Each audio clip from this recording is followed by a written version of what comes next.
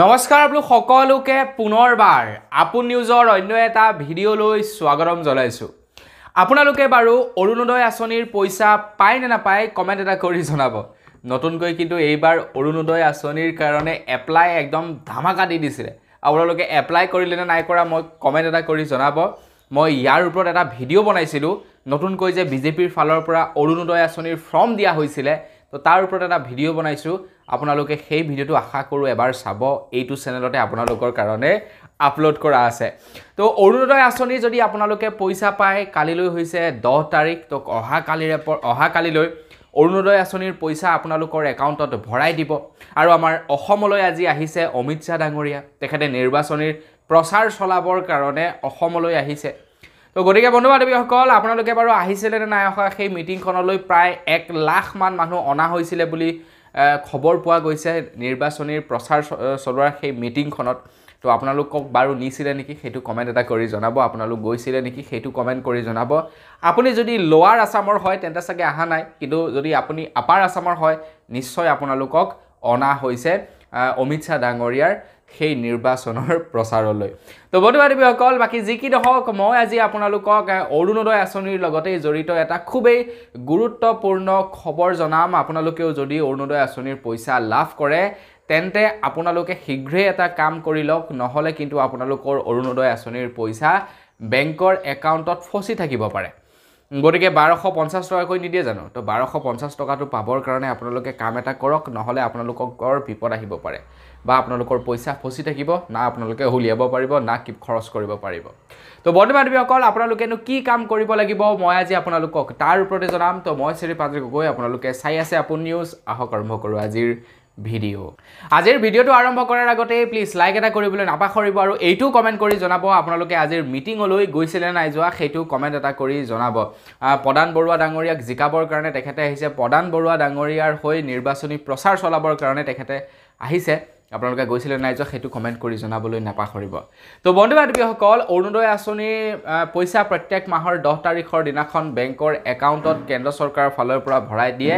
ডিবিটিৰ ছিষ্টেমৰ জৰিয়তে চৰকাৰৰ ফালৰ পৰা আধাৰ কাৰ্ডৰ জৰিয়তে পইচা ভৰাই দিয়ে প্ৰত্যেক মাহৰ 10 তাৰিখৰ দিনাখন। তো এতিয়া কথাটো হৈ গ'ল যে নতুন এটা বছৰ সোমালে। এতিয়া আপোনালোকে ক'ব চাগে জানুৱাৰী মাহতেতো নতুন বছৰ সোমালে, কিন্তু এনেকুৱা ধৰণৰ কথা নহয়।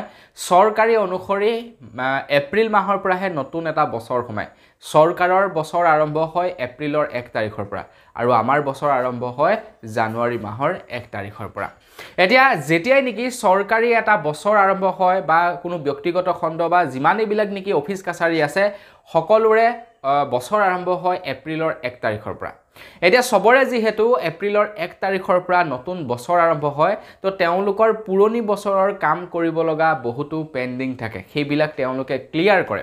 আৰু তাৰ লগে লগে নতুন বছৰ অহাৰ লগে লগে তেওঁলোকে কিছুমান নতুনকৈ নীতি নিয়ম সাল সলনি কৰে, নতুন নিয়ম কানুন তেওঁলোকে সাল সলনি কৰে নতুন বছৰ অহাৰ লগে লগে। এতিয়া কেন্দ্ৰ চৰকাৰৰ ফালৰ পৰা শুনা পাইছিলোঁ যে এইবাৰৰ পৰা ডিবিটিৰ ছিষ্টেমৰ জৰিয়তে অৰুণোদয় আঁচনিৰ পইচাটো ট্ৰান্সফাৰ কৰিব বুলি জনাইছিলে।